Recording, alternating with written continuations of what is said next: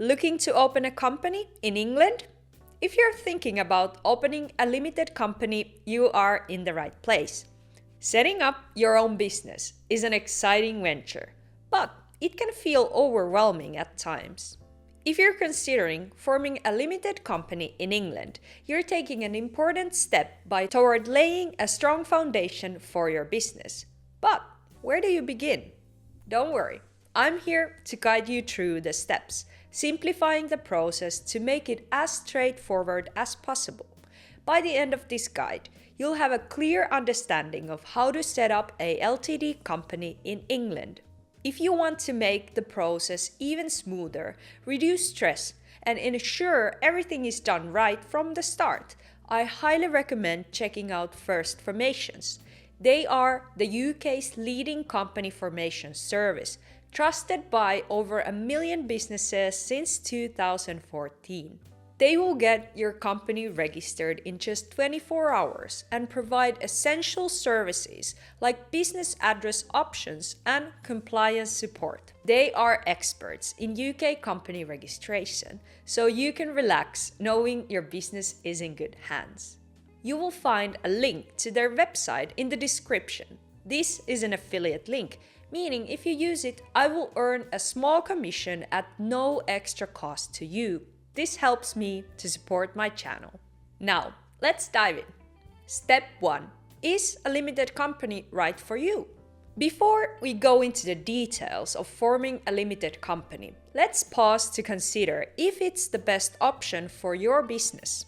This decision will impact how you operate, how you manage taxes, and even how you raise funds. A limited company is a separate legal entity from its owners, meaning it has its own finances distinct from your personal money. Sounds quite good, right? But there's more to consider. A limited company can have shares and shareholders, meaning you can bring on investors when needed, and profits can be retained after taxes are paid. This setup is ideal for profit-making businesses because it separates your personal and business assets. Are you still unsure? Well, there are government schemes available to help you decide which business structure is right for you. If you have already decided that a limited company is the way to go, that's great. You're setting up a strong foundation for success. Are you ready for the next step? Let's keep going. Step 2. Choosing the right name. So, you've decided to set up a limited company? Exciting! Now it's the time to choose a name. While this can be fun, there are some important rules to follow. First, your company name must usually end with limited or Ltd, and it can't be offensive or too similar to another business name. Imagine getting told to change your company name after you've already started. What a hassle! To avoid this, use the company name availability checker, which is linked in the description of this video, to ensure your name is unique. If you want to trade under a different name, you can, but that would be your business name, which is separate from your registered company name. Just remember, if your name is too close to another, Companies House will let you know and guide you on the next steps. Ready to find the perfect name? Get creative and make sure it reflects the spirit of your business. Step 3. Appointing directors and a company secretary. Now that you've picked a name, it's time to think about who will run the company. Every Ltd company in England must have at least one director, and they are legally responsible for the company's operations, from record keeping to overall performance. Sounds like a big responsibility? That's because it is. As a director, you must follow the rules in the company's Articles of Association, which are like a rule book for your business. You'll also need to maintain accurate records and notify Companies House of any changes. And don't forget, you'll have to file annual accounts and tax returns on time. If this sounds like a lot to manage, you might consider appointing a company secretary, though it's not mandatory. A secretary can help with administrative duties, allowing you to focus on growing the business. Are you unsure if you need one? Consulting a professional or trade body can help guide you. Feeling ready to take on the director role? Let's move forward. Step 4. Deciding on shareholders and guarantors. Now that you've sorted out the leadership, it's time to think about ownership. Most Ltd companies in England are limited by shares, meaning they're owned by shareholders. If you're the sole shareholder, you will own 100% of the company. But what if you want others involved? There is no limit to the number of shareholders you can have. The value of each share can be set by you, and shareholders will need to pay for their shares in full if the company ever dissolves. Setting up a low share value, like £1, is a smart way to limit shareholders' liability. Shareholders may also receive dividends if the company makes profit. Dividends are subject to taxes, so it's wise to check out the tax implications on HMRC's website. Ready to decide who owns what? Let's keep going. Step 5. Identifying people with significant control. Next, we need to identify anyone with significant control over your company. This might seem technical, but it's crucial. A person with significant control is someone who owns more than 25% of the shares or voting rights, or who can appoint or remove majority of directors. Transparency is key in business, and identifying PSCs ensures that control over your company is clear. This is especially important if your business has multiple shareholders or a more complex structure.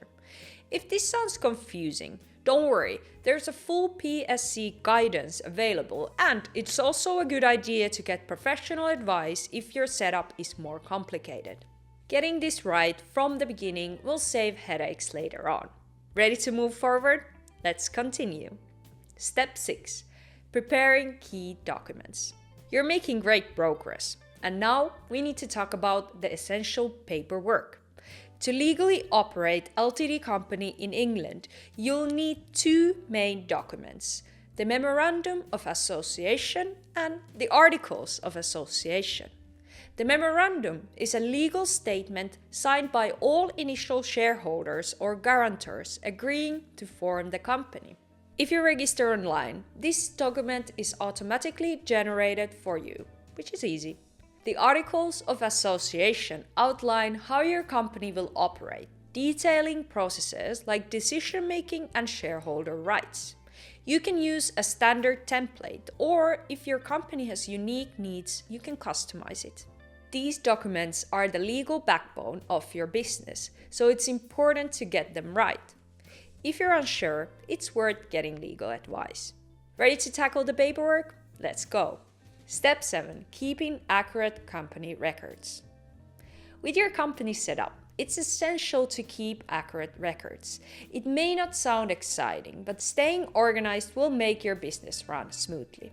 You'll need to keep records on your directors, shareholders, and any major company decisions, like shareholder votes. If your company takes out loans or issues shares, keep detailed records of these too. You will also need to maintain a register of people with significant control, as mentioned already earlier. And here's a tip. Consider hiring an accountant to help with taxes. HMRC may check your records, so having an expert on board can save you trouble down the road. Don't forget to keep records for at least 6 years from the end of the company's financial year. Ready to stay organized? Let's move on. Step 8. Registering your company. The final step is registering your Ltd company with Companies House. You'll need to provide a registered office address in England, which will be publicly available. You'll also select a standard industrial classification code, which describes your business activity. You can often register for corporation tax at the same time, streamlining the process. Once you've registered, you'll receive a certificate of incorporation, which confirms your company legally exists. This document also contains your company's registration number and formation date. How exciting! You are now officially the owner of a limited company in England. But remember, this is just the beginning of your journey. And that's it. The steps to creating a limited company in England.